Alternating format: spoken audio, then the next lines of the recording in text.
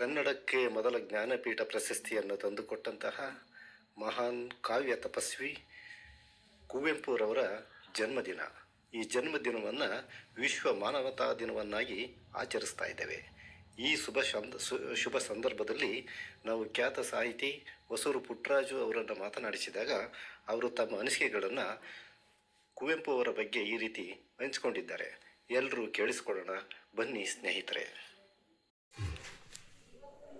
ಕನ್ನಡದ ಜಗದ ಕವಿ, ಯುಗದ ಕವಿ ಕುವೆಂಪುರವರ ಜನ್ಮ ದಿನಾಚರಣೆ ಇಂದು. ಕನ್ನಡ ಸಾಹಿತ್ಯ ಕ್ಷೇತ್ರಕ್ಕೆ ಕವಿತೆ, ಕಾವ್ಯ, ನಾಟಕ, ಕಾದಂಬರಿ ಹೀಗೆ ಬಹುಮುಖ ಸಾಹಿತ್ಯವನ್ನು ನೀಡಿರ್ತಕ್ಕಂಥ ಕುವೆಂಪುರವರು ಕನ್ನಡದ ಪ್ರಥಮ ಜ್ಞಾನಪೀಠ ಪ್ರಶಸ್ತಿ ಪುರಸ್ಕೃತರು.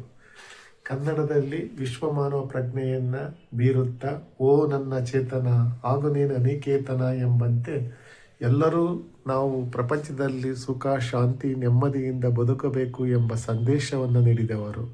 ಕನ್ನಡಕ್ಕಾಗಿ ಕೈ ಎತ್ತು, ನಿನ್ನ ಕೈ ಕಲ್ಪವೃಕ್ಷವಾಗುತ್ತದೆ ಎಂಬುದನ್ನು ಹೇಳುತ್ತಾ ಕನ್ನಡಿಗರೆಲ್ಲರೂ ಕನ್ನಡಕ್ಕಾಗಿ ದುಡಿಯುವ, ಕನ್ನಡದ ಬೆಳಕನ್ನು ಹರಡುವ ಕೆಲಸ ಮಾಡಬೇಕು ಎಂಬ ಸಂದೇಶವನ್ನು ನೀಡಿರ್ತಕ್ಕಂತಹ ಕುವೆಂಪುರವರು ವಿಶ್ವ ಮಾನವ ಸಂದೇಶವನ್ನು ನೀಡಿರ್ತಕ್ಕಂತಹ ಶ್ರೇಷ್ಠ ಕವಿಗಳಾಗಿದ್ದಾರೆ.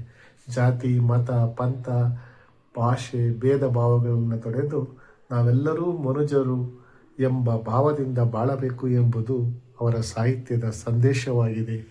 ಅದೇ ರೀತಿಯಲ್ಲಿ ಅವರ ಕವಿತೆಯಲ್ಲಿ ಪಂಚಮರ ಶಿಶುವೊಂದು ಕೆರೆಯಲ್ಲಿ ಮುಳುಗುತ್ತಿರೆ ದಡದಲ್ಲಿ ಮೇಯುತ್ತಾ ನಿಂತಿರುವ ನಾನು ಮುಟ್ಟಿದರೆ ಬ್ರಹ್ಮತ್ವ ಕೆಟ್ಟು ಹೋಗುವುದೆಂದು ಸುಮ್ಮನಿರುವುದು ನ್ಯಾಯ ಸಮ್ಮತವೇನು ಎಂಬಂತೆ ಸಮಾಜದ ಎಲ್ಲ ಸ್ತರದ ವ್ಯಕ್ತಿಗಳನ್ನು ಸಮಾನತೆಯಿಂದ ಬಾಳಬೇಕು ಮತ್ತು ಸಮಾನವಾಗಿರ್ತಕ್ಕಂತಹ ಸಮಾಜವನ್ನು ಕಟ್ಟಬೇಕು ಎಂಬ ಸಂದೇಶವನ್ನು ನೀಡಿರ್ತಕ್ಕಂತಹ ಕುವೆಂಪುರವರು ಶ್ರೇಷ್ಠವಾಗಿರ್ತಕ್ಕಂತಹ ಸಾಹಿತ್ಯದ ಬೆಳಕನ್ನು ಕನ್ನಡಕ್ಕೆ ನೀಡಿದ್ದಾರೆ.